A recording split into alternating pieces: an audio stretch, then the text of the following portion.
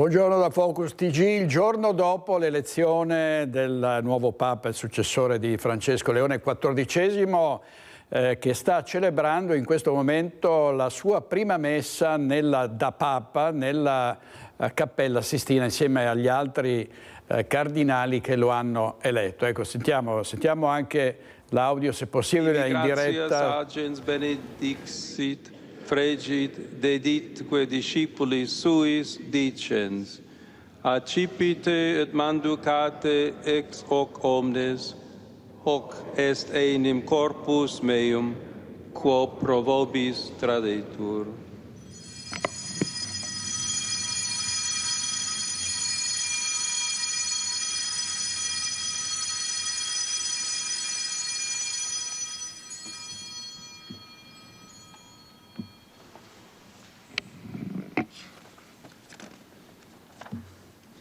Simili modo, postquam cenatum est, accipiens calicem, et tibi gratias agens benedixit deditque discipuli suis dicens, accipite et bibite ex eo omnes, hic est enim cali sanguinis mei, novi et eterni testamenti, quo provo.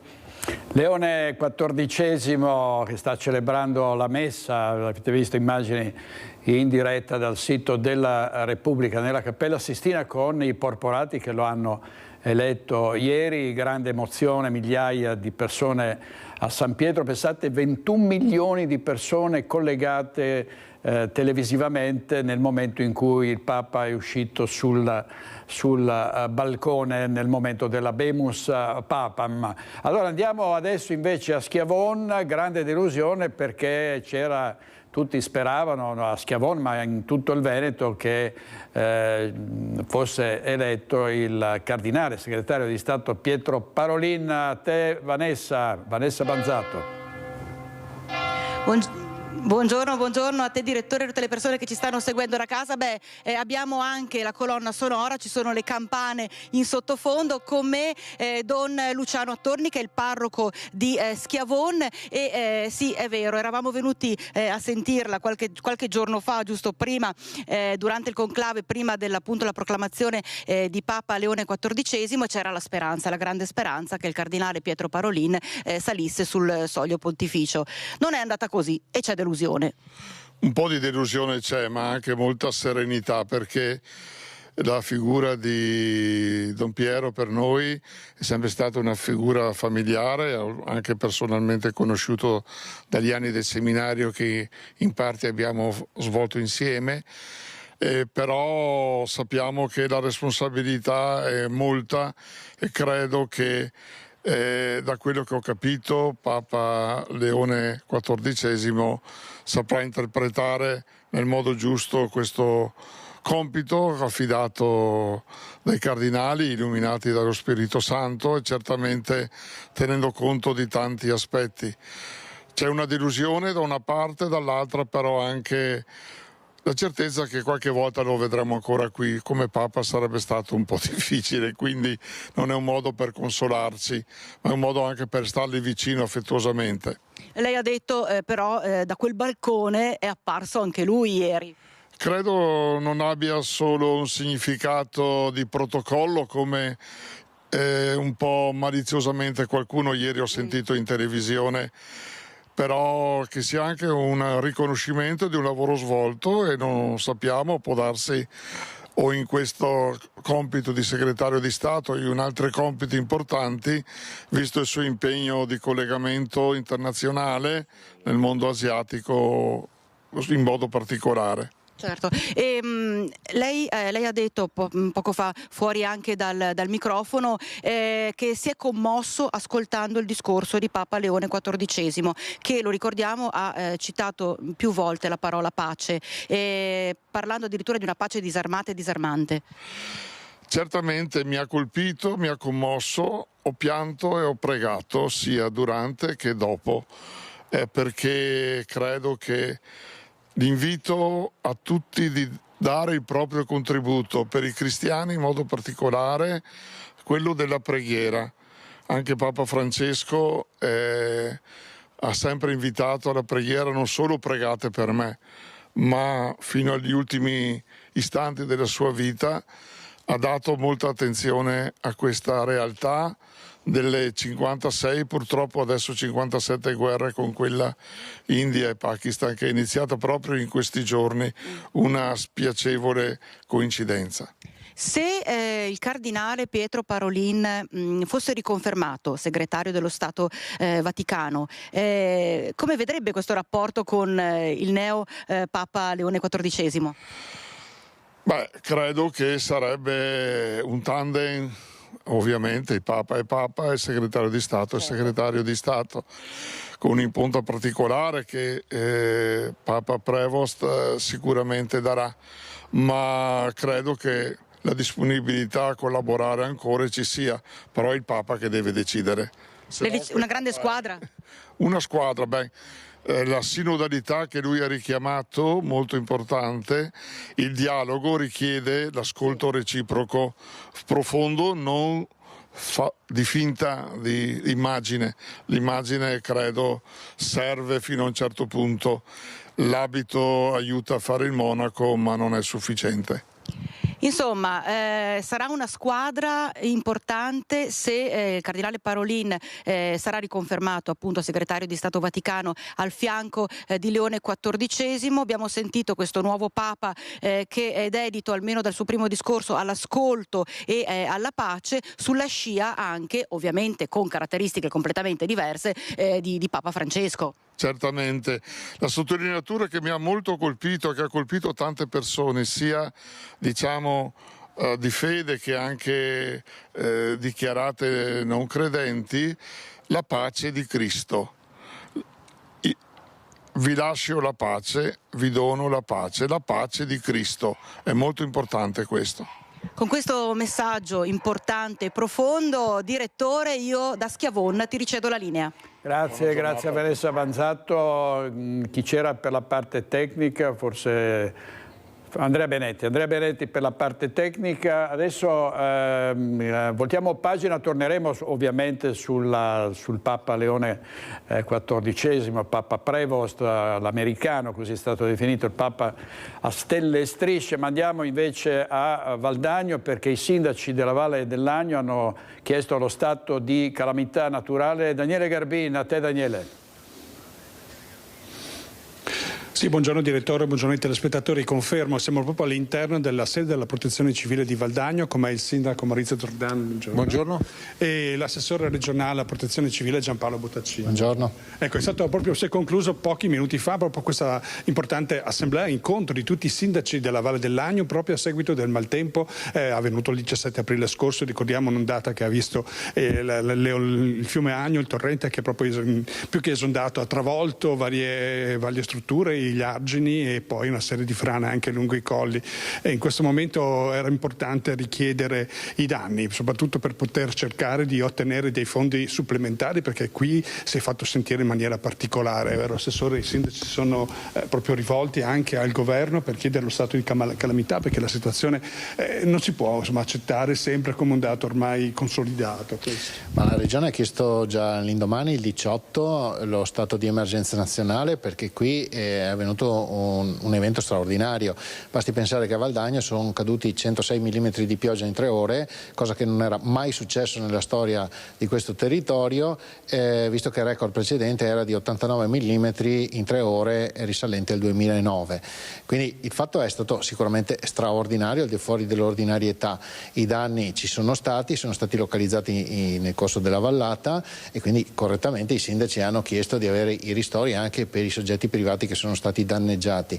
Oggi è emersa fortemente anche la necessità di avere una semplificazione normativa, che è una cosa che io chiedo da 10 anni. Ci abbiamo provato anche con delle leggi regionali, purtroppo impugnate dal governo, e la Corte Costituzionale ci ha detto sempre che non possiamo intervenire noi regioni, ma deve intervenire lo Stato. Quindi è stato chiesto anche questo. Semplificazioni che consentono di fare le manutenzioni ordinarie, quindi la pulizia dei corsi d'acqua, e in maniera agevole. Oggi dobbiamo avere avere una marea di autorizzazioni, dalla valutazione incidenza ambientale all'autorizzazione paesaggistica che viene rilasciata dalla soprintendenza. Insomma, è molto complesso e complicato, e questo comporta il fatto che i fiumi si riempiono di alberi, e poi dopo, quando accadono eventi come questo, poi succedono le situazioni emergenziali. Però non possiamo ricordare le due vittime, che al di là dei soldi parliamo di Leone Francesco Nardon. Ecco, su questo particolare a Valdagno c'è anche una richiesta, soprattutto, e una solidarietà, perché c'è un'indagine in corso, è stato aperto anche un fascicolo e si sta indagando. Ovviamente questo è stato il danno più grande, anche perché è un danno che non è risarcibile in alcuna maniera, perché quando ci sono perdite di vite umane purtroppo non si può avere nessun tipo di sollievo. Ovviamente la Procura ha aperto un'indagine, ci sono degli indagati, sono degli atti dovuti. Io credo che la solidarietà espressa dai sindaci, ma non solo dai sindaci, nei confronti del sindaco di Valdagno sia condivisibile, visto e considerato che io da 10 anni, quando ci sono le emergenze, vado in campo, e operare nello scenario emergenziale è particolarmente complesso. Le decisioni devono essere prese in tempi limitatissimi, non si ha necessariamente, vista la situazione contingente, il quadro complessivo e tempestivo di tutto quello che sta accadendo sul territorio, e quindi fare il sindaco oggi è particolarmente complesso e comporta degli oneri che sono assolutamente rilevanti e che poi, quando accadono queste cose, sono spiacevoli, fermo restando che ovviamente, se ci sono delle responsabilità, andranno accertate, e quindi la magistratura fa il suo mestiere, naturalmente. Ecco, diciamo anche per un ordicronaca che c'era già stato una solidarietà espressa da Mario Conte, come ANCI a Veneto, proprio al sindaco. Questa mattina è stata ribadita dai suoi colleghi, era importante che venisse dato questo segnale per chi, come lei, esercita un ruolo pubblico difficile, proprio è il primo anello della catena dell'amministratore pubblico. Come risponde? Sappiamo che c'è un'indagine in corso e magari ci sono difficoltà a parlare, però come riceve questa solidarietà? Beh, ringrazio innanzitutto il sindaco Mario Conte, presidente dell'ANCI Veneto, per il comunicato stampa che ha diffuso ieri, a cui si sono uniti anche i colleghi qui stamattina e anche gli altri amministratori. Quindi questo, diciamo, è un'importante consapevolezza che quello che è successo qui a Valdagno, per l'entità dei fenomeni che si possono vivere, come ha descritto giustamente l'assessore, può capitare in ogni parte del territorio. Quindi da questo punto di vista apprezzo la solidarietà. Per quanto riguarda le indagini, come ho detto sempre, noi abbiamo messo a disposizione tutte le informazioni che ci sono state richieste dall'autorità giudiziaria, e siamo a disposizione degli inquirenti per tutto quello che serve. Abbiamo ovviamente attivato anche i nostri periti e le nostre difese perché ovviamente va fatto anche questa cosa qui. Diciamo, era importante la giornata di oggi invece per costruire un fronte compatto, e direi che ci siamo riusciti con i parlamentari vicentini, i consiglieri regionali vicentini, la provincia e tutti i sindaci colpiti, che sono 5 della Vallata più il sindaco di Arzignano, e quindi l'obiettivo è quello di avere un incontro con il ministro Musumeci per ottenere quello che ha citato prima l'assessore, ovvero le risorse e le deroghe che servono per intervenire in questi casi. Sottolineando il fatto che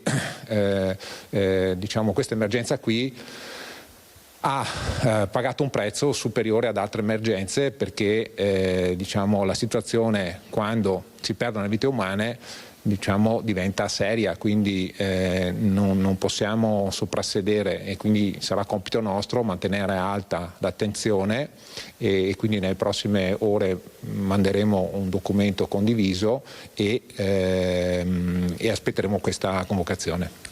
Allora, Sindaco, la ringrazio, intanto le chiamo buon lavoro anche l'assessore regionale, buongiorno. Grazie. Ecco, per il momento da Valdagno è tutto, restituisco la linea studio. Grazie a Daniele Garbini e a Simone Squarcina, il nostro operatore. Intanto vediamo ancora immagini in diretta dal sito della Repubblica, la messa nella Cappella Sistina. Vedete, siamo al momento della della comunione. Ci sono tutti ovviamente i cardinali che hanno eletto Leone XIV, abbiamo visto anche poco fa l'ex segretario di Stato Pietro Parolin, c'era in prima fila anche il cardinale Paolo Pizzaballa, vescovo di Gerusalemme, un altro dei papabili, e prima abbiamo visto appunto sull'altare il Papa che stava proprio celebrando questa messa. Torneremo sul nuovo Papa. Abbiamo sentito la delusione dei residenti a Schiavon che speravano nell'elezione di Parolin. Andiamo avanti con la politica. Il Veneto io credo debba rimanere alla Lega, credo che la cosa sia stata chiarita e credo che rimarrà alla Lega, così il Presidente della Regione Lombardia Attilio Fontana, a margine di futuro direzione Nord, la rassegna di convegni organizzata nella sede di Assolombarda a Milano. Dichiarazioni che gettano benzina sul fuoco dello scontro interno al centrodestra, mentre il Consiglio di Stato mette fine ai dubbi, cioè si voterà in autunno e non nella primavera del 2026, quindi parte ufficialmente la corsa a Palazzo Balbi. La data ancora non c'è, ma uno dei nodi gordiani almeno è stato sciolto. Stop al balletto e niente fiamma olimpica accesa da governatore per Luca Zaia. Il Veneto andrà al voto in autunno e non nella primavera 2026, come sarebbe stato possibile applicando la finestra concepita dalla legge elettorale veneta. Il Consiglio di Stato ha chiarito questo conflitto con la norma nazionale. Quindi si voterà entro i 60 giorni successivi al termine dell'attuale quinquennio di legislatura, al più tardi domenica 23 novembre 2025. Un secondo stop per Zaia dopo la conferma della Corte Costituzionale del limite dei mandati per i governatori. La norma regionale, scrive il Consiglio di Stato, non può che cedere a fronte della norma statale con essa incompatibile. Dunque non è una legge regionale che può cambiare la finestra elettorale, semmai una norma nazionale. L'eventuale rinvio al 2026, secondo il Consiglio, avrebbe portato a una proroga illegittima degli organi eletti, in contrasto con i principi democratici, con la Costituzione e con gli obblighi in materia di regolarità delle elezioni. Zaia incassa e fa buon viso cattivo gioco. Ringrazio il Consiglio di Stato per aver fornito un chiarimento puntuale e autorevole sulla finestra elettorale. Verrà indicata entro i termini temporali previsti dalla legge la data delle elezioni. La Regione del Veneto è già al lavoro con spirito di servizio e responsabilità per garantire che i cittadini possano esercitare il loro diritto democratico in un contesto di piena efficienza, preparazione e ordine istituzionale. Immediate le reazioni del Partito Democratico, con il segretario regionale Martella, secondo il quale l'ipotesi proroga era un tentativo surreale di creare confusione agli elettori, mentre la capogruppo Demmi in regione Vanessa Camani è tranchant. Game over, dice, per chi ha cercato di giocare con le regole democratiche. Ma anche l'alleato scomodo Fratelli d'Italia fa sentire la sua voce in modo chiaro. Il parere del Consiglio di Stato, dice il coordinatore regionale Luca De Carlo, rafforza la gerarchia delle fonti. C'è prima la legge nazionale e poi quella regionale. Ci aspettiamo che nei tempi previsti vengano indette le elezioni, per le quali siamo pronti da tempo. Come si dice pronta la Lega, che con Alberto Villanova torna a rispolverare la linea del Piave. Insomma, ora, se non una data, almeno una finestra temporale c'è. 6 mesi al voto e la corsa è appena cominciata, con centrodestra e centrosinistra alla disperata ricerca di un candidato. E oggi il Presidente Zaia è a Venezia alla Biennale di Architettura e ci colleghiamo in diretta con Lorenzo Maier dall'Accademia delle Belle Arti. A te Lorenzo. Buongiorno direttore, a te e ai nostri telespettatori. Sì, il governatore Zaia è arrivato qui questa mattina per presenziare alla presentazione di un'opera all'Accademia delle Belle Arti dedicata alla pace. Tra gli ospiti segnaliamo che è presente anche Letizia Moratti, quindi i due hanno conversato amabilmente anche su quest'asse Veneto-Lombardia, scherzando ovviamente su quale sia la regione migliore e più bella. A parte questo, giornate importanti qui a Venezia, sono in corso già da mercoledì le preaperture dei vari padiglioni nazionali della Biennale di Architettura diretta da Carlo Carlo Ratti con tante iniziative. Oggi nel pomeriggio uno degli appuntamenti clou di questa preapertura, quindi una sorta di vernice, l'apertura del Padiglione Italia, alla presenza anche tra gli altri del Ministro ai Beni Culturali Alessandro Giuli, ma c'è poi anche la preapertura e l'inaugurazione e la presentazione del Padiglione Vaticano, assume questo proprio oggi un significato particolare vista l'elezione del nuovo pontefice. Il Padiglione Vaticano, che poi è co-curato anche da una veneziana come Giovanna Zabotti, che ha partecipato e sta partecipando ai lavori, poi l'inaugurazione del Padiglione Venezia, insomma l'inaugurazione dei 65 padiglioni nazionali con più di 750 artisti. Perché diciamo artisti? Perché non ci sono solo architetti, ma di varie discipline, proprio per dare questa visione nuova dell'architettura che si apre non solo allo studio geometrico delle forme, ma anche a tante altre discipline come appunto il rispetto ambientale, la cucina e tanto altro. Ma questo si potrà scoprire a Venezia da domani fino a novembre. Il governatore Zaia, che non ha potuto fare a meno di intervenire su alcuni temi scottanti, caldi di giornata, su tutti appunto la decisione, la sentenza del Consiglio di Stato, ma anche direttore un commento sull'elezione del nuovo pontefice e l'ha detto un po' scherzando, perché gli abbiamo chiesto ma chissà, magari diventerà realtà.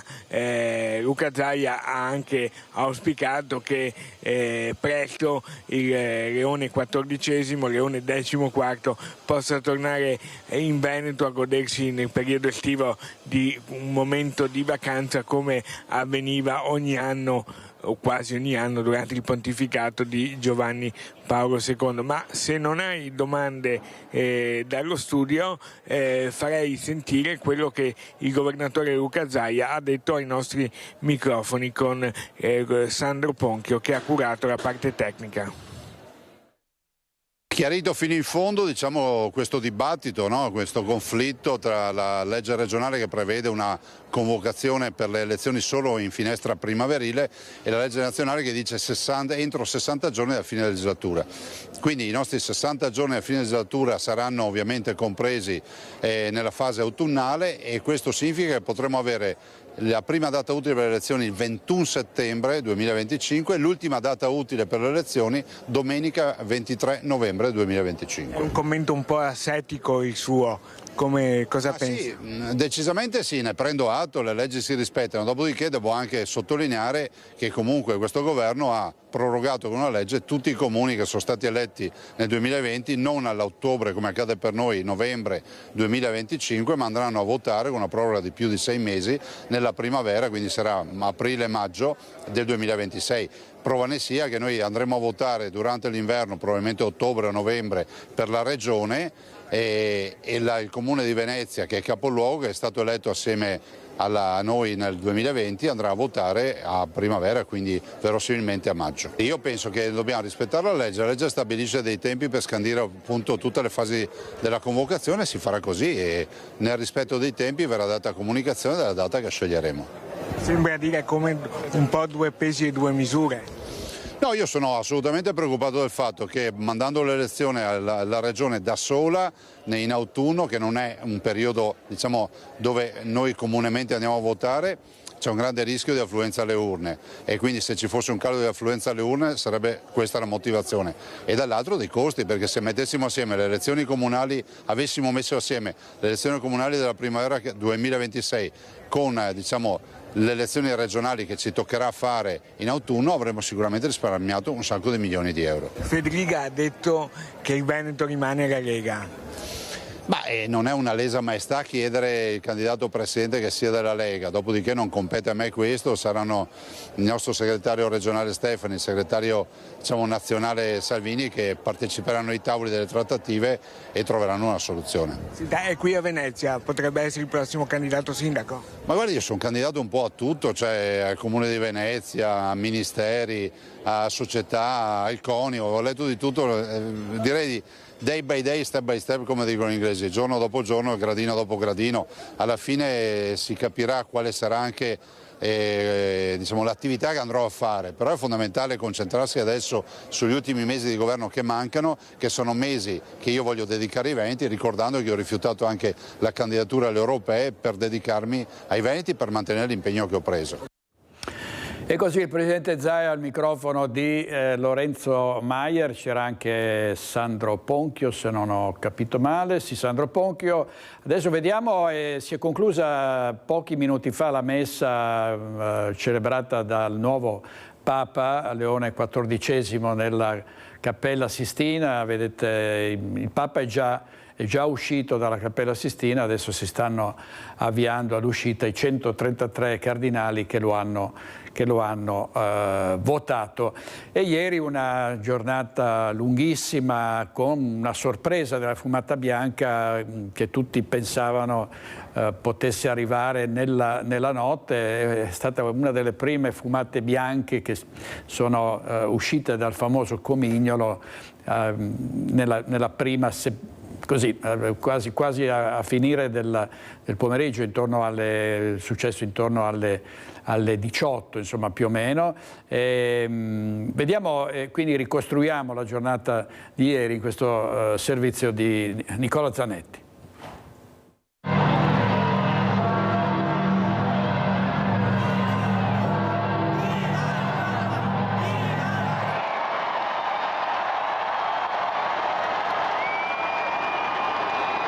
Annuncio vobis gaudium magnum.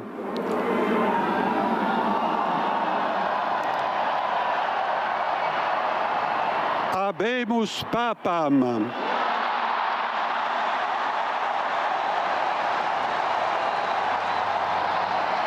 Eminentissimum ac reverendissimum Dominum.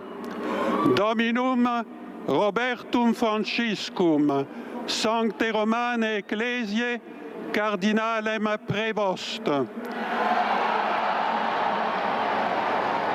qui sibi nomen imposuit Leonem XIV.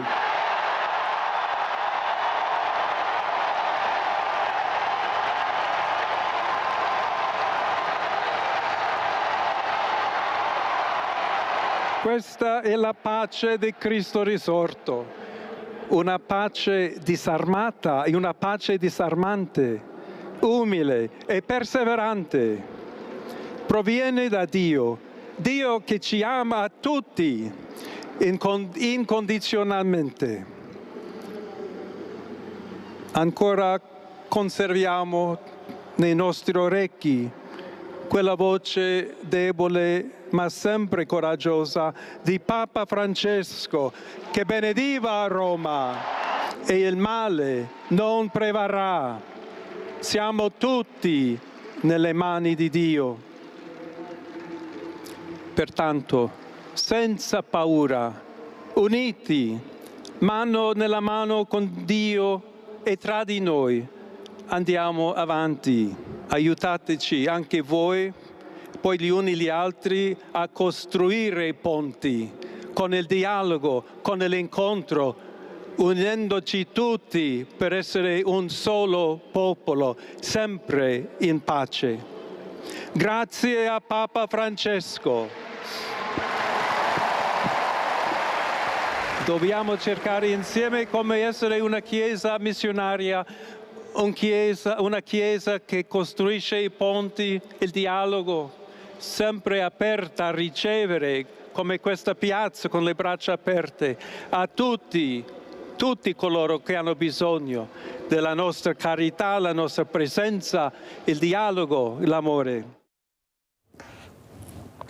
Così ieri in Piazza San Pietro il nuovo Papa americano, si stanno ovviamente esprimendo tante posizioni su quella che potrebbe essere quello che potrebbe essere il suo pontificato, le differenze tra nuovo Papa e Papa Francesco, eccetera, eccetera. Ne sentiremo parlare a lungo in questi giorni. Noi siamo andati a sentire anche le reazioni dei cittadini. Vediamo cosa hanno detto sul nuovo Papa i bassanesi.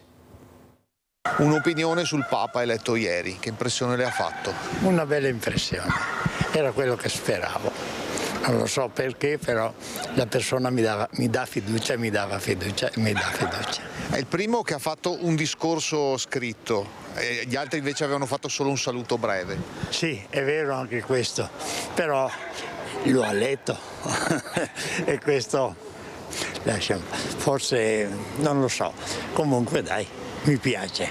È americano, no? Perché era ovvio, con tutti quei problemi che c'è con Trump, quello là, era ovvio che veniva fuori americano. Non c'era altre speranze per me, poi dopo... Ma comunque è sempre il Papa, morto uno ne fanno un altro, no? Beh, a me pare bene, cioè nel senso che sembra una figura moderata, che ha molti contatti con tutti gli altri cardinali, e il fatto che sia stato eletto alla terza votazione, alla quarta, è un buon segno, insomma, che c'è compattezza nel gruppo che l'ha votato, insomma. Quali parole l'hanno colpita, signora, di quelle che ha pronunciato? Beh, sicuramente il fatto l'appello alla pace. Come dire, un messaggio evangelico proprio puro. Anche Cristo, il fatto di... Proprio un messaggio evangelico, e poi, come dire, l'empatia che ha creato subito nella gente che lo stava ascoltando. Si è notato anche che si è un po' commosso vedendo la folla. Veramente abbiamo visto, come dire, quasi delle lacrime, no? E quindi qualcuno, ho sentito qualche servizio, parlava di lacrime viste, io non le ho viste sinceramente, però l'emozione c'era molto forte. Il fatto stesso che abbia scritto il testo, al di là che l'italiano lo parla molto bene comunque, però anche questo è stato un segno, come dire, di attenzione, per paura di lasciarsi prendere dall'emozione. Per me molto buono, molto buono. Spero che un uomo che molto fare per la pace, per me molto molto importante. Ho avuto una bellissima impressione perché si è molto commosso e penso che abbia commosso come me anche tutti i fedeli. Spero che sia un Papa, ma è inutile la mia speranza, sarà sicuramente una persona importante, una figura importante per il mondo cristiano. Avrei preferito quello di Schiavon, Parolin ovviamente, in casa. Lei è di Schiavon? No, di Bassano. Ok.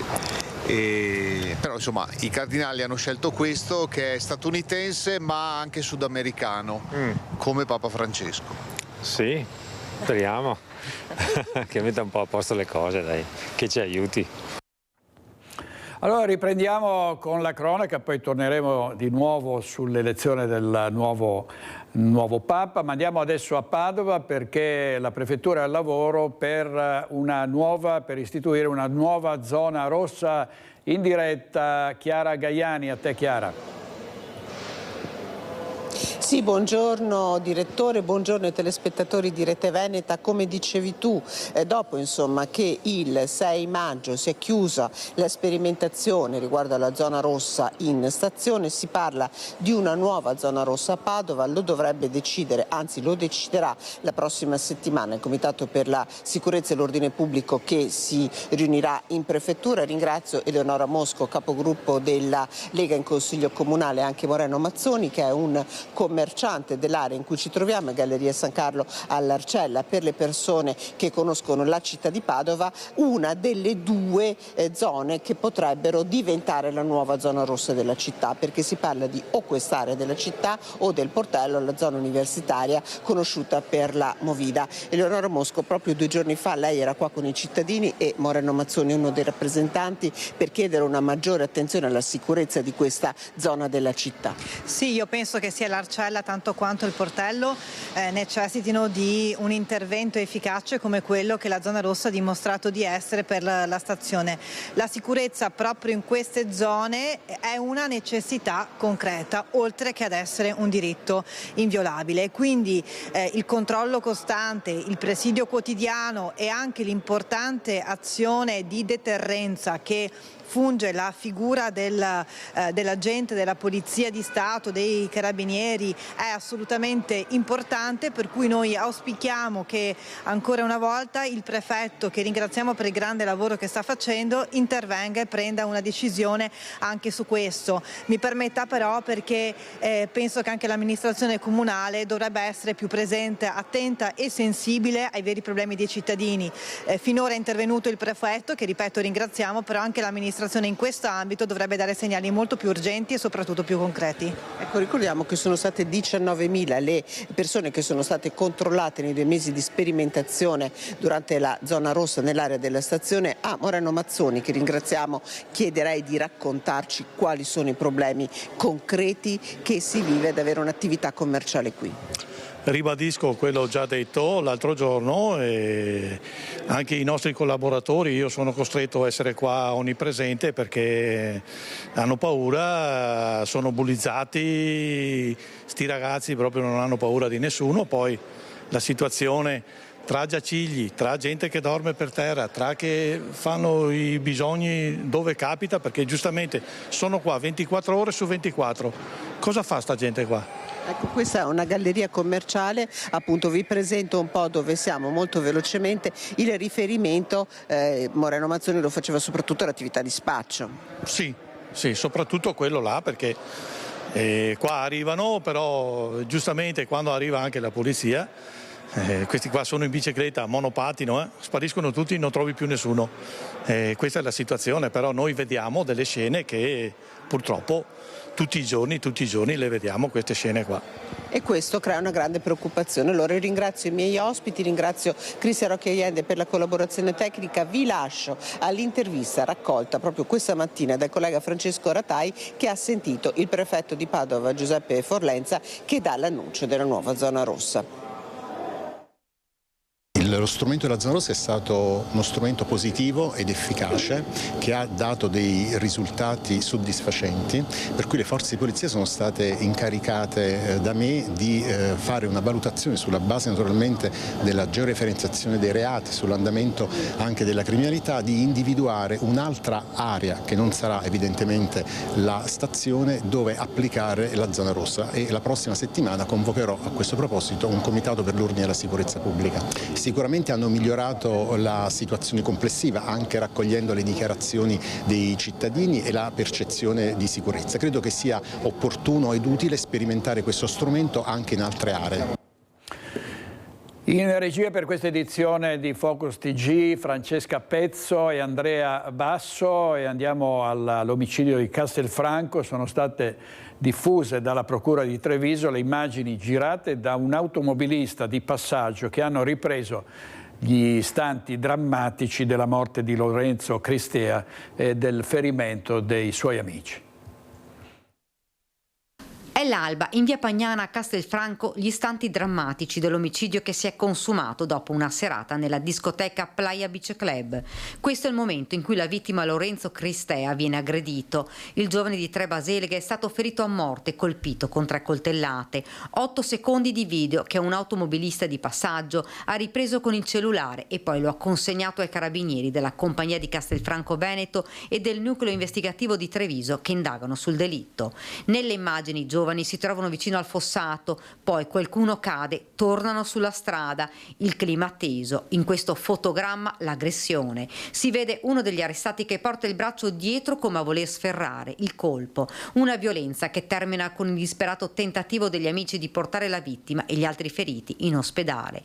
Lorenzo muore subito dopo. L'arrivo dei carabinieri all'arresto dei 2 ragazzi originari del Marocco. Subito viene trovato un coltello, nelle scorse ore recuperata la seconda arma bianca. Castelfranca. Proprio nella zona dove è venuta la lite, come si può notare dai fotogrammi, proprio ieri abbiamo rinvenuto un coltello grazie all'ausilio di un metal detector. Non erano visibili tracce ematiche, ma il coltello è ora sotto la lente d'ingrandimento degli investigatori. Verrà mandato al RIS di Parma per verificare se dalle tracce genetiche che potrebbero essere state rilasciate o eventuali altre tracce ematiche latenti si possa riferire effettivamente all'omicidio o meno. Il video sarebbe la prova regina che inchioderebbe 2 cittadini nordafricani in carcere a Santabona. Entrambi si sono avvalsi della facoltà di non rispondere. Badr Rouaji, 19 anni, difeso dall'avvocato Fabio Crea, e Ta Bennani, 22 anni, dagli avvocati Targa e Miotto, devono rispondere di omicidio volontario, tentato omicidio, lesioni aggravate e rissa.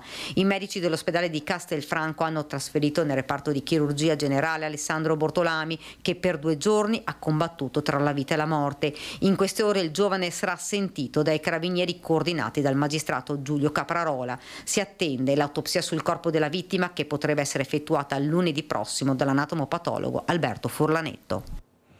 Andiamo da Daniela Sizzia davanti al Tribunale di Treviso, perché c'è anche il difensore di uno dei 2 arrestati con l'operatore Simone Merlo. Andiamo, sentiamo. Ci troviamo di fronte al Tribunale di Treviso, sono in compagnia dell'avvocato Fabio Crea, che difende da ieri Badr Rouaji, uno dei giovani accusati di omicidio volontario per il delitto avvenuto fuori dalla discoteca di Castelfranco. Intanto ieri ha parlato uno dei giovani, l'ultimo, quello che era ferito gravissimo, Alessandro Bortolami, ha raccontato ai militari quello che ricordava poco. Lui dice: non ricordo niente, ha riferito solo che ricorda della discussione avvenuta tra loro e 2 ragazzi nordafricani all'interno della discoteca.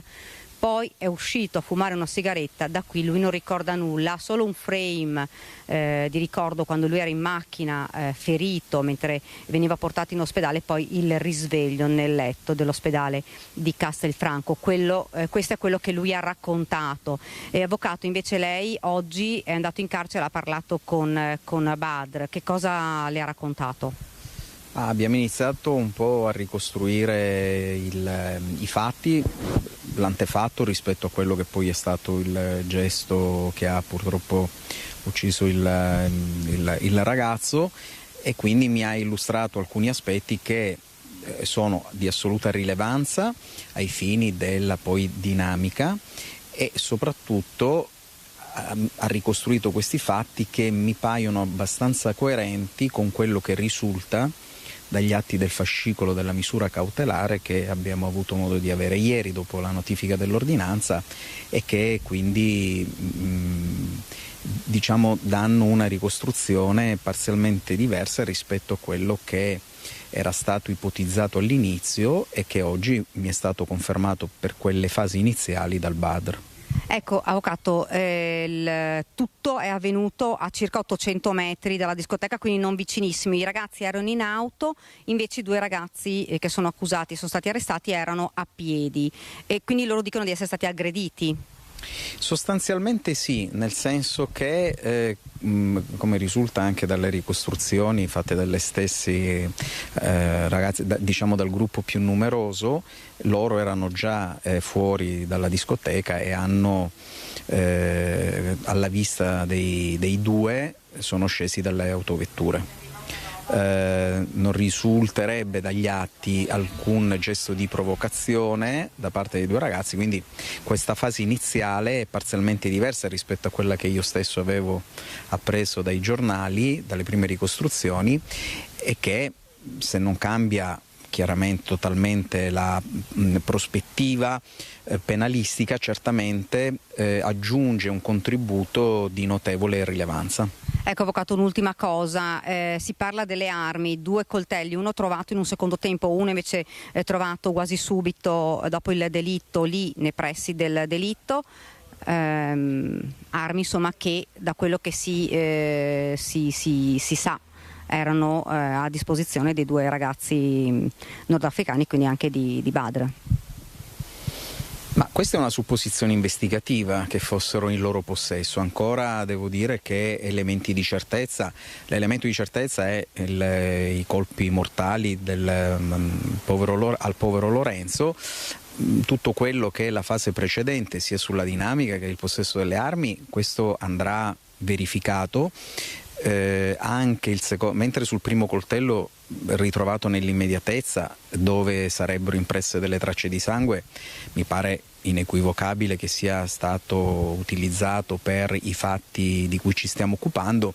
Sul secondo, che mi pare non abbia neanche delle tracce ematiche, sia stato trovato dopo, su questo credo che bisognerà fare degli approfondimenti per verificare se effettivamente è uno dei mezzi utilizzati per il ferimento mortale o meno. Il fatto che non ci siano tracce ematiche è un elemento che, a mio giudizio, quantomeno in questo momento, presenta degli elementi di dubbio, e quindi sono necessari delle valutazioni e degli accertamenti scientifici, impronte digitali piuttosto che DNA, che ovviamente saranno fatti successivamente. Ecco, mi scusi, un'ultima cosa, lui si era avvalso della facoltà di non rispondere, cambierà oppure dirà qualcosa davanti ai magistrati oppure no?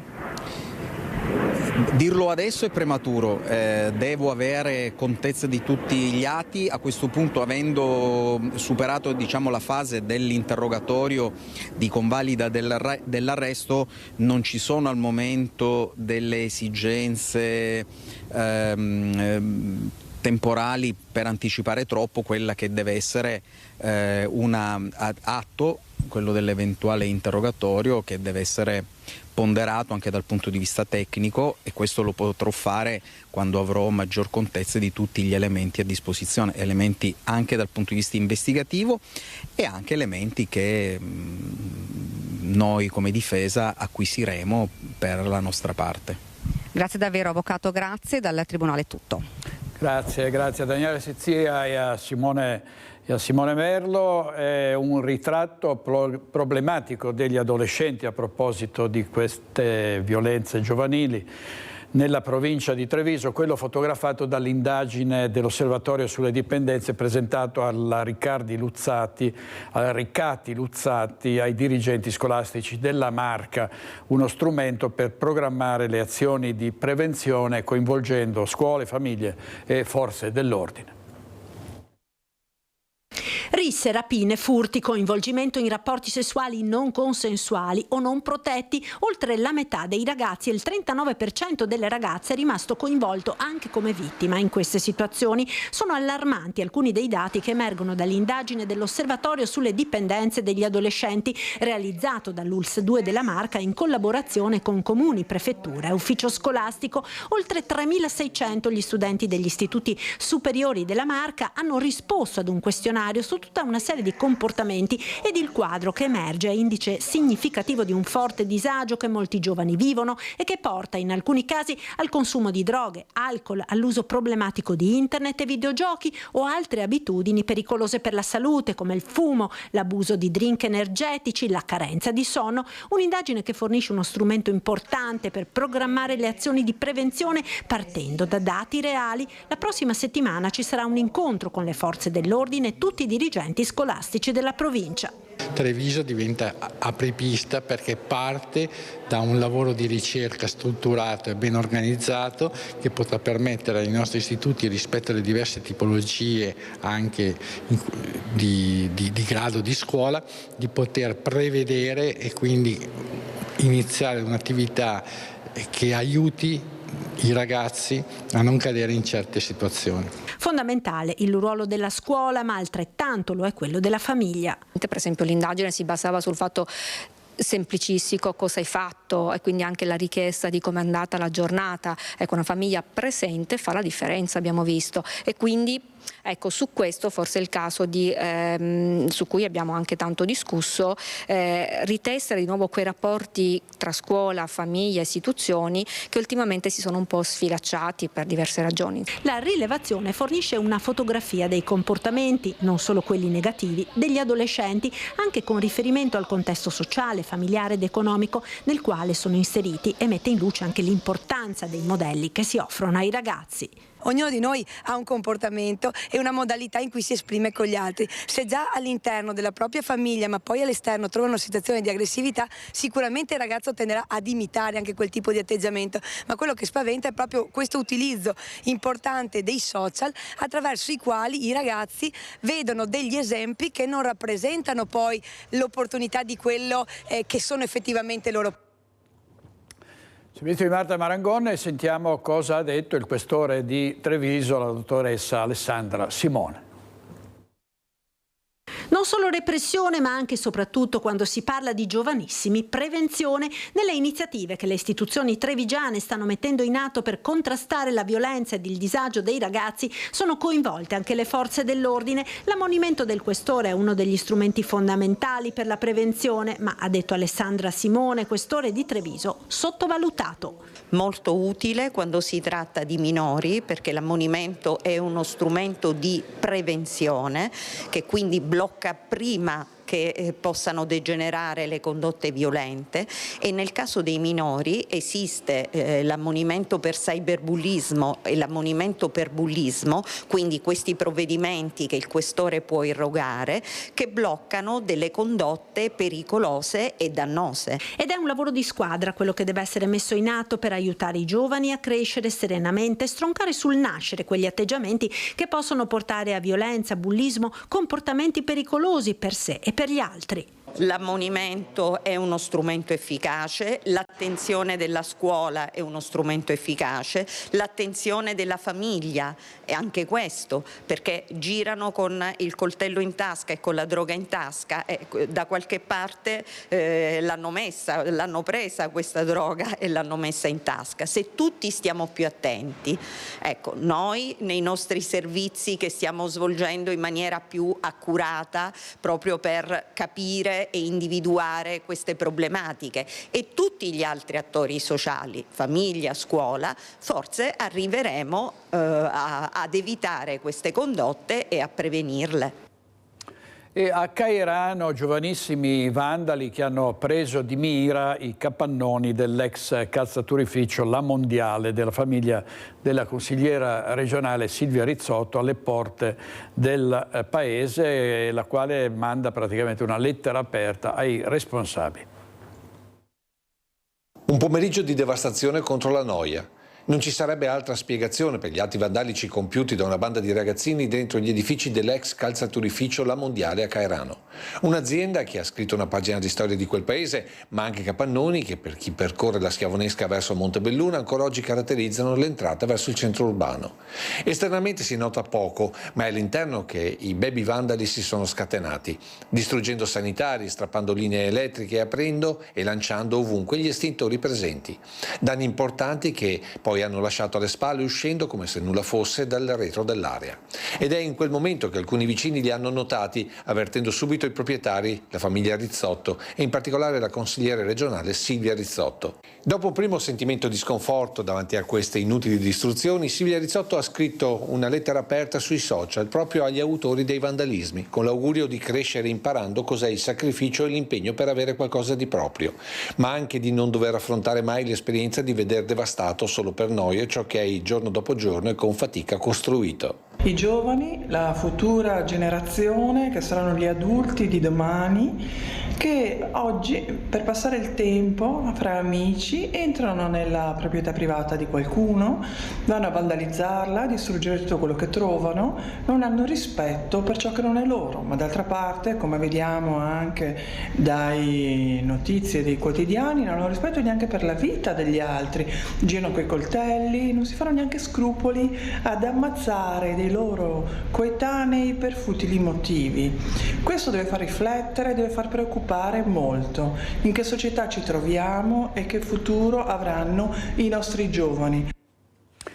Un ristorante nel centro storico di Verona, aperto all'interno della chiesa sconsacrata di Santa Felicita, è stato distrutto da un incendio divampato questa notte. Quando il rogo è scoppiato alle 2:30 il locale era chiuso. Vedete, questa è la prima pagina dell'Arena di Verona e ci sono le immagini. Le operazioni di spegnimento si sono rivelate subito impegnative, vista l'ubicazione del locale e la presenza di strutture in legno. I vigili del fuoco hanno provveduto allo spegnimento delle fiamme e al raffreddamento delle strutture, scongiurando il rischio concreto di un coinvolgimento degli edifici adiacenti. Le operazioni sono tuttora in corso per consentire la messa in sicurezza dello stabile e il recupero dei beni. Le cause del rogo sono in fase di accertamento da parte dei tecnici dei vigili del fuoco.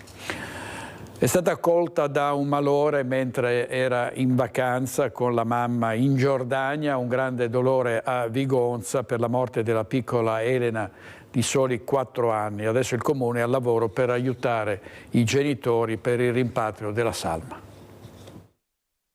Era nata con una malattia rara seguita dai medici dell'ospedale di Padova, ma era la gioia di mamma Haila e papà Amjad, la piccola Elena. Stava bene quando il 2 maggio era partita con la mamma per una breve vacanza in Giordania, dove era volata per salutare un'amica.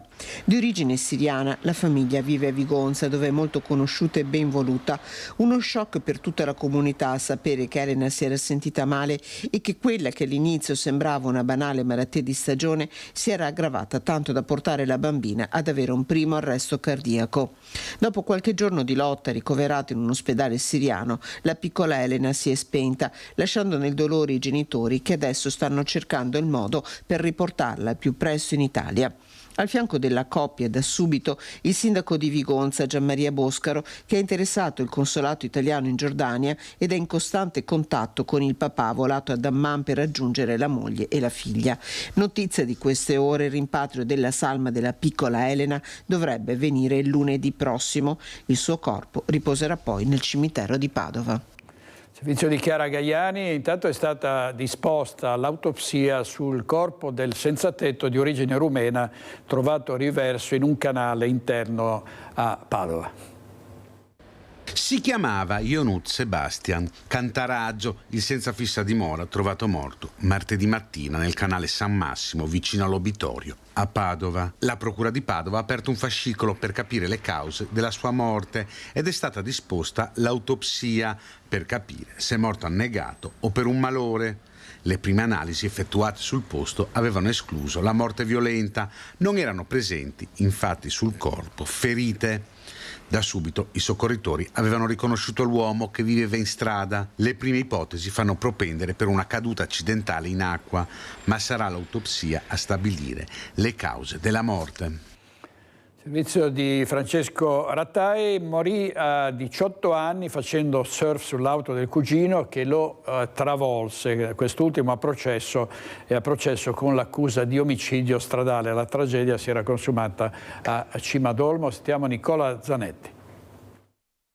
La bravata sul cofano della macchina, probabilmente per immortalarla sui social con il telefonino, e poi la tragedia. Era la sera del 20 gennaio 2024 quando Lorenzo Pietrusci, 18enne di Ormelle, perse l'equilibrio cadendo proprio davanti alla vettura che lo investì uccidendolo. Il prossimo 15 luglio l'udienza preliminare nei confronti di Andrea Covacai, il 20enne cugino della vittima, residente anche lui a Ormelle, accusato di omicidio stradale. Era lui infatti alla guida dell'auto che travolse il 18enne nel piazzale degli impianti sportivi di Cimadolmo. Lorenzo lottò tra la vita e la morte per 9 giorni, ricoverato nel reparto di terapia intensiva dell'ospedale Cafoncello di Treviso, prima di spirare. Quella maledetta sera si trovava con alcuni amici e parenti per festeggiare il compleanno del cugino. Salì sull'auto sedendosi sul cofano della vettura guidata proprio dal cugino, che avrebbe eseguito una manovra troppo brusca.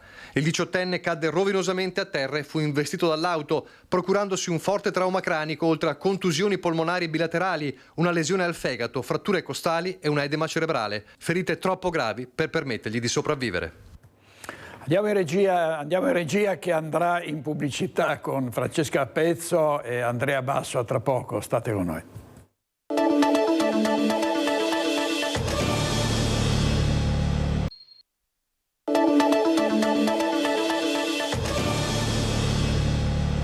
L'omicidio di Margherita Ceschin, come sapete, è in corso il processo. La Ceschin fu uccisa nella sua abitazione a Conegliano il 23 giugno del 2023, accusato di essere il mandante del delitto, l'ex marito, che la figlia Elisabetta ha definito un uomo violento e bugiardo. Le lacrime di Elisabetta, figlia di Margherita Ceschin, quando ripercorre il drammatico momento in cui le viene detto che la mamma è morta. Davanti alla corte d'assise risponde alle domande e parla del padre, Enzo Lorenzon, considerato il mandante del delitto. Lo descrive come una persona violenta e bugiarda. L'uomo, assieme ad altri 4 complici, deve rispondere di concorso in omicidio volontario aggravato dalla premeditazione, dalla crudeltà e dalla minorata difesa della vittima. Un uomo assente, portato a raccontare bugie anche quando non ce ne fosse mai stato bisogno, in maniera patologica, e che dentro alla famiglia, che si era fatto con Margherita, portava solo pesantezza. Lo descrive così e parla con calma ma con tono deciso la figlia, che racconta di una vita di litigi e di violenze fisiche del padre verso la madre. Anche dopo la separazione c'era la preoccupazione della 72enne che in un'occasione aveva pronunciato quelle parole quasi profetiche: prima o poi mi manderà qualcuno.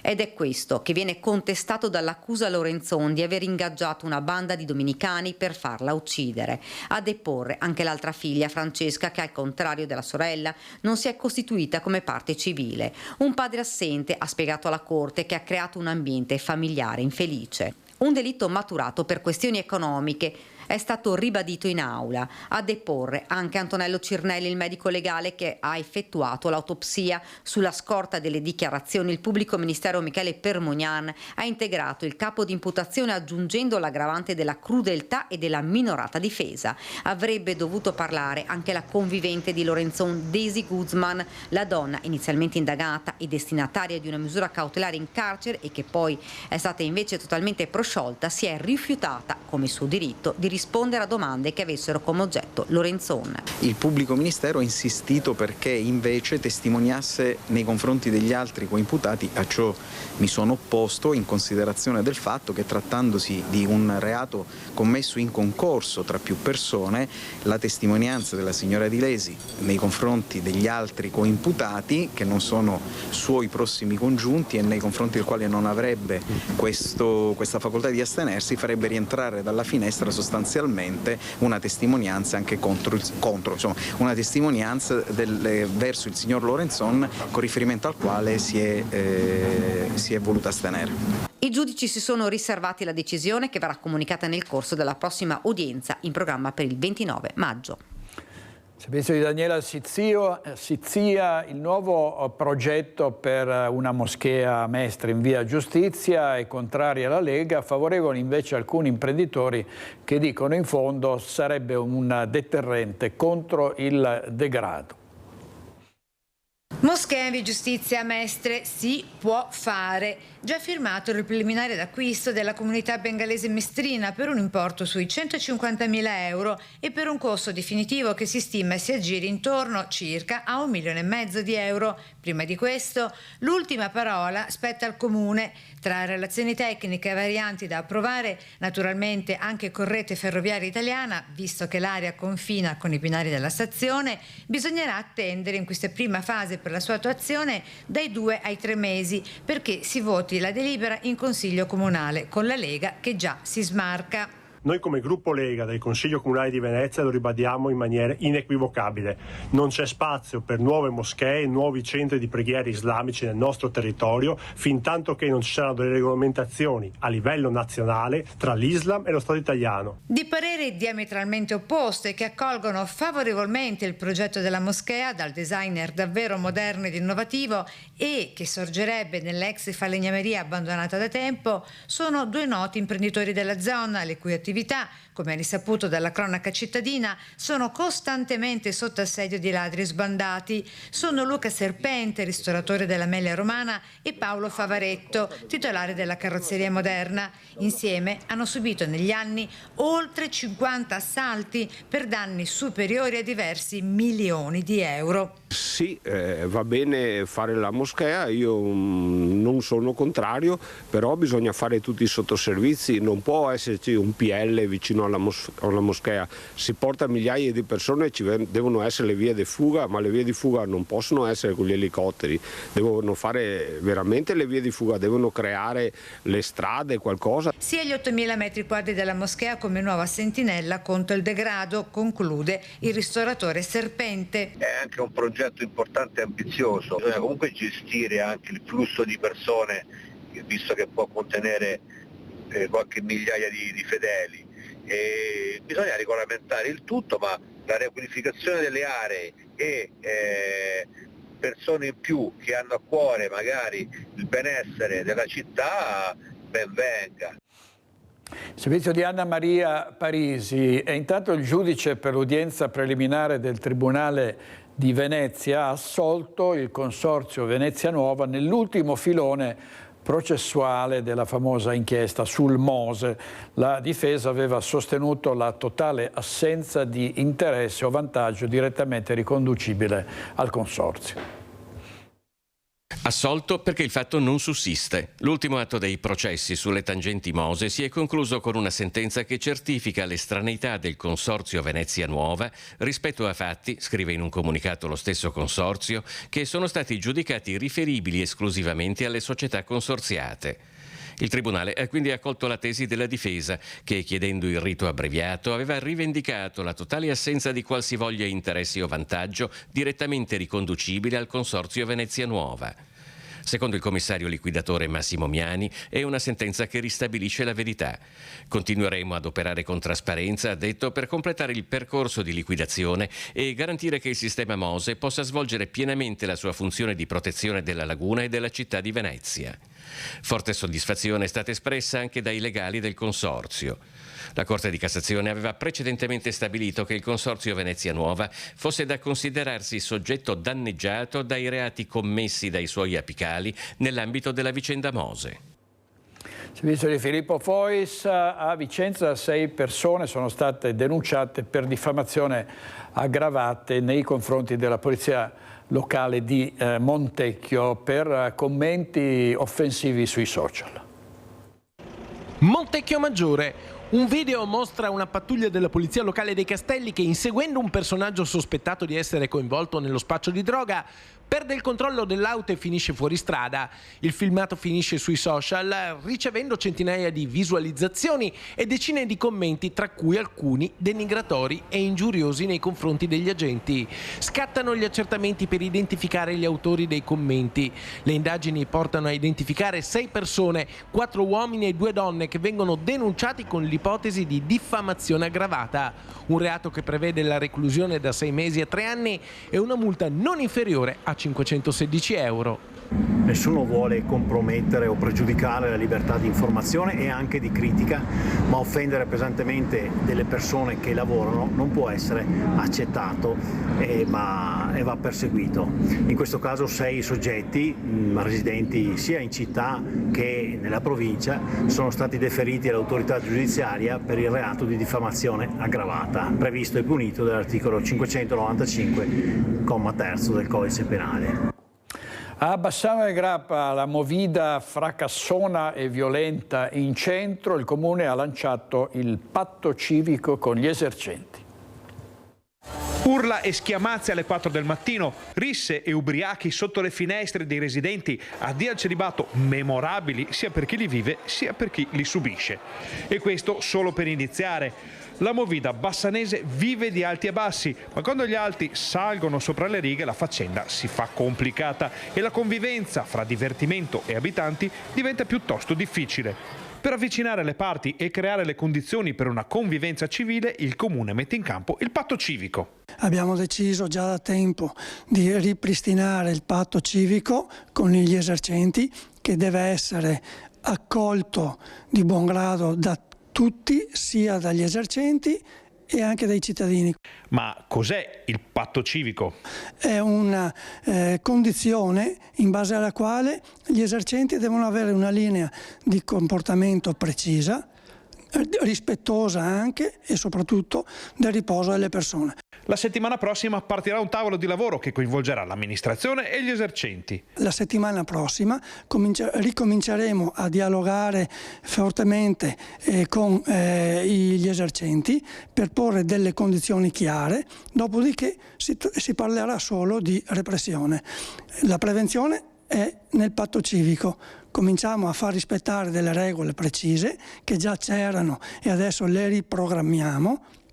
le ritariamo e vedremo, sicuramente ci sarà un risultato positivo. Queste le basi, ma l'assessore avverte che dal patto all'ultimatum il passaggio è davvero molto breve. Quegli esercenti che si dimostrano intemperanti, come è successo nella scorsa occasione, avranno modo di vedere anche delle risultanze molto dolorose. Allora si cercano medici, si cercano dipendenti pubblici, si cercano camerieri, si cercano fresatori, saldatori e c'è anche la ricerca dei giudici popolari. Sentiamo. Alla ricerca di giudici popolari, cioè cittadini che vanno a comporre le corti d'assise assieme ai giudici togati. L'appello al reclutamento rivolto ai sindaci, poiché sono gli enti locali ad occuparsi dell'inserimento negli elenchi informatici degli aventi diritto a ricoprire il ruolo, che devono rispondere a determinati requisiti: età tra i 30 e i 65 anni, licenza media, cittadinanza italiana e godimento dei diritti civili e politici. Da queste liste di competenza comunale avviene poi il sorteggio. Le corti d'assise sono la rappresentazione massima della giurisdizione e l'unica per l'ordinamento processuale nella quale vi è la partecipazione diretta della cittadinanza al giudizio. Poiché i processi di corte d'assise sono quelli che si celebrano per reati più gravi, pensiamo che attualmente il processo Miteni, di cui tutti conosciamo la portata, è gestito da una corte di assise. È fondamentale che il maggior numero di cittadini possibile abbia la possibilità di essere inserito nelle liste dalle quali poi vengono estratti i soggetti che vengono a comporre la corte di assise. Questo è il motivo per cui serve la collaborazione degli enti locali. L'importanza di sensibilizzare sull'utilità dei giudici popolari e quindi il ruolo dei sindaci nel trovare, individuare e poi segnalare al Tribunale queste importanti figure, perché come spesso avviene, se queste figure fossero di più, probabilmente ogni singolo giudice sarebbe caricato di meno lavoro. Quindi ringrazio il Presidente del Tribunale per aver utilizzato la provincia come ente di coordinamento per sensibilizzare su questo tema. Continua intanto la diaspora delle suore del monastero di San Giacomo di Veglia, siamo nel Trevigiano, delle 19 presenti al momento del commissariamento, ad oggi sarebbero rimaste in 7. Sono salite a 12 le suore uscite dal monastero di San Giacomo di Veglia. A darne notizia dalla località tenuta ancora segreta l'ex badessa suora Lin Pereira Gammachi, confermando che oltre a lei e le suore che l'hanno seguita per un numero complessivo di 7 si sono aggiunte altre 5 consorelle tra oblate e postulanti. 12 religiose già riunite in associazione, primo passaggio per poi potersi spostare dall'ordine cistercense verso un altro ordine conventuale. Rinviata invece a ogni decisione sull'immobile che dovrebbe accogliere la diaspora vittoriese, annunciata per oggi. Ulteriore passaggio di un solco profondo tra le suore, ma soprattutto con la gestione di padre Lepori, l'abate generale dell'ordine cistercense, che ha sollevato Suor Lin dall'incarico di badessa del monastero il giorno della morte di Papa Francesco. Continuano i furti nel territorio in quasi tutte le province, anzi in tutte le province del Veneto, c'è poco da fare. Ci sono stati dei furti a Spresiano nella Marca, è stato firmato con la prefettura un protocollo per il controllo di vicinato, la prima riunione in comune con 100 cittadini che erano presenti. Saranno oltre 100 persone che chiaramente, visto il momento in cui ci sono quotidianamente tentativi di furto o furti messi in atto, non solo a Spresiano ma all'interno di tutta la provincia, questo è un argomento molto sentito, per cui davvero grande partecipazione. Presenti forze dell'ordine e referenti per le varie frazioni del comune, nell'ultimo periodo si sono registrati nel territorio colpi in abitazione tentati e riusciti in esercizi pubblici e negozi. L'allarme sociale rispetto a questo fenomeno è palpabile. Nei primi mesi dell'anno sono stati una quindicina i furti segnalati alle forze dell'ordine, tante le domande della gente, sul tavolo soprattutto il ruolo dei cittadini. È chiaro che questo sistema non deve essere un sistema atto a farsi giustizia da solo, ma deve essere un sistema preventivo che, se messo in atto con le giuste metodologie, può portare sicuramente a dei grandi risultati. Questo progetto porta a una coesione sociale, hanno spiegato, e a vigilare e monitorare allo stesso tempo il territorio. Fra l'altro, con l'arrivo dell'estate, come ogni anno, si registra un progressivo incremento dei furti, e questa iniziativa, che ora viene ampliata dal Comune assieme al potenziamento delle telecamere di videosorveglianza della zona, attualmente ce ne sono 60 e si prevede l'installazione di altre 15, ha l'obiettivo di dissuadere i malviventi e tentare di arginare il problema. Questo è un altro sistema di fare comunità, ma soprattutto è il miglior sistema che abbiamo di mutuo soccorso e di prevenzione di attività criminali. Numerosi i cittadini che sono arrivati in comune con i moduli di adesione già in mano, compilati e firmati. È stato il primo incontro, ne seguiranno altri, per coinvolgere il maggior numero possibile di persone. Servizio di linea Paronetto, a Treviso in via Tognolo, i lavori per l'installazione dei nuovi sensori dei parcheggi da parte della ditta che ha vinto l'appalto per la gestione della sosta in città. Il sindaco Conte ha detto sono partiti male e minaccia la revoca dell'appalto. Dopo le polemiche, la diffida del comune di Treviso, la ditta che ha vinto l'appalto del nuovo sistema dei parcheggi, sono partiti i lavori in via Toniolo con l'installazione dei primi sensori sotto gli stalli, ma lo scontento del sindaco per il ritardo e le modalità di comunicazione è ancora evidente. Questa azienda che ha vinto la gara d'appalto è partita nel peggiore dei modi, creando un disagio, un disservizio ai nostri cittadini che ovviamente verrà messo in conto attraverso le penali, ma a noi ci interessa che il servizio funzioni, per questo abbiamo sollecitato e diffidato. Il sindaco Conte ha convocato con urgenza la ditta per un incontro nel quale chiarire tutti gli aspetti della questione una volta per tutte. Ho dato loro una settimana per organizzarsi e poter rispettare semplicemente quello che è previsto nel contratto d'appalto. Diversamente inizieremo la procedura per liberarci di queste imprese e assegnare il servizio di parcheggi ad un'altra. Via Toniolo è la prima strada della città dove verrà sperimentato il nuovo sistema dei parcheggi che riporta la competenza in capo al comune. Non sarà quindi più un gestore a decidere tariffe e politiche della sosta. Questo significa poter studiare a delle promozioni, delle fasce d'orario o incentivare l'utilizzo dei parcheggi a fasce orarie con delle tariffe particolari, però significa che il comune rientra in pieno possesso della politica del parcheggio, o questo sarà possibile da quando questa azienda rispetterà i parametri contrattuali.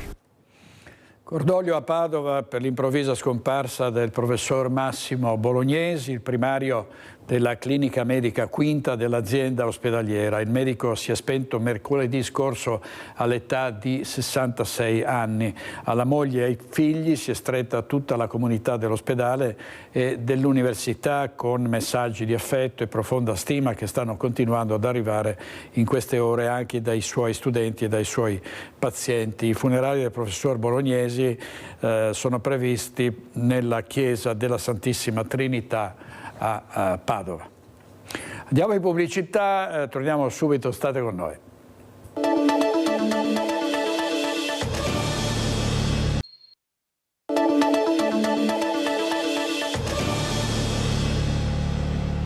Sul giornale di Vicenza l'entusiasmo della comunità americana delle basi statunitensi, vedete il titolo del giornale di Vicenza, l'orgoglio dei 13.000 americani a Vicenza, nella base Ederle in particolare, una notizia crazy, matta, una notizia matta e inaspettata.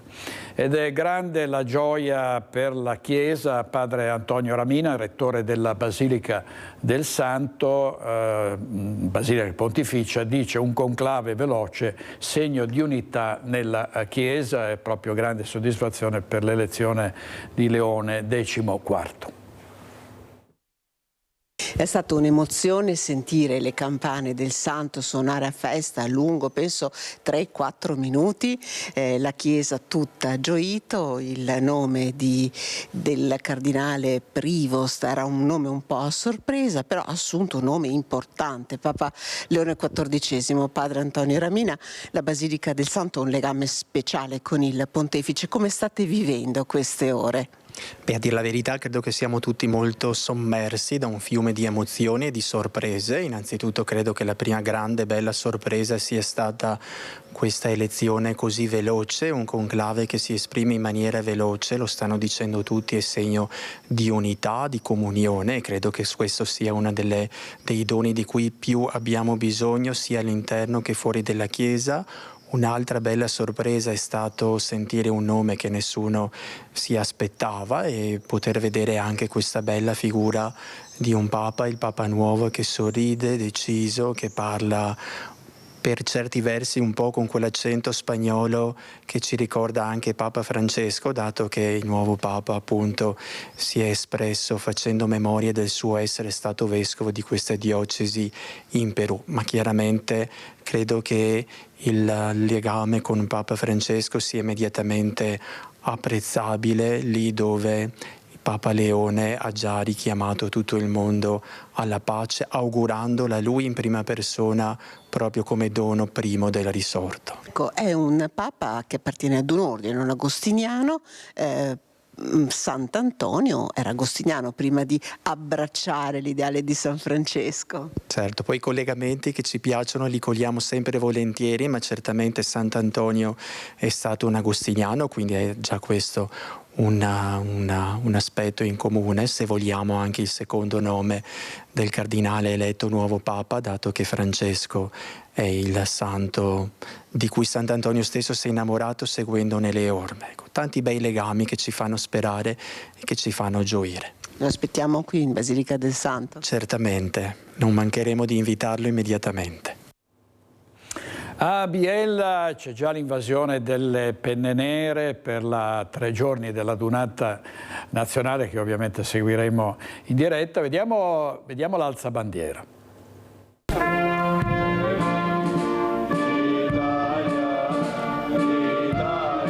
Si apre sotto la pioggia la 96esima adunata nazionale degli alpini che sta portando a Biella decine di migliaia di penne nere.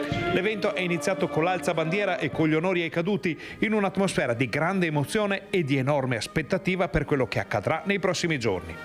Negli occhi e nel cuore di tutti passano infatti ancora le immagini della Dunata di Vicenza, considerata fra le più belle e gloriose di sempre. Se il buongiorno si vede dal mattino, nonostante la pioggia, veramente tanta gente presente, sia all'alzabandiera, sia qui all'onore ai caduti, sia durante la sfilata del trasferimento. Io credo che Biella ha dimostrato tutto il suo affetto agli alpini. Gli alpini, voglio dire, che già da oggi stanno contraccambiando veramente alla grande. Sarà una grande bella Dunata, condivisa, fatta in amicizia, con quel segno di speranza che noi abbiamo lanciato per questa Dunata. La Dunata è il luogo di ritrovo di tanti veci che hanno servito la patria e vogliono rinsaldare i legami di amicizia straordinari creati durante la Naia. Ma è anche un momento fondamentale per gli alpini in armi che ogni anno ricevono a Bassano del Grappa il cappello con la penna come simbolo di appartenenza. L'Associazione Nazionale degli Alpini è per noi fonte di gioia, di allegria, ma anche sono custodi dei nostri valori, ci ricordano da dove veniamo, ci ricordano qual è la nostra eredità, la nostra storia, quindi questa Dunata è anche il modo per insaldare questi legami tra l'Associazione Nazionale Alpini, tra alpini che hanno servito con noi, insieme a noi, alpini in armi tanti anni fa, e per ricordarci quanto è bello portare il cappello con la penna. Tanti alpini stanno partendo dal Veneto proprio in queste ore. C'è chi va a Biella in auto, in camper, con i bus organizzati e con mezzi molto più spartani. Ma tutti sono accomunati dal grande spirito delle penne nere. Spirito di sacrificio, di appartenenza, di solidarietà e, perché no, di convivialità. La grande festa degli alpini che come sempre Rete Veneta vi racconterà in diretta già da oggi, è il primo giorno della grande festa, con i collegamenti durante i nostri telegiornali.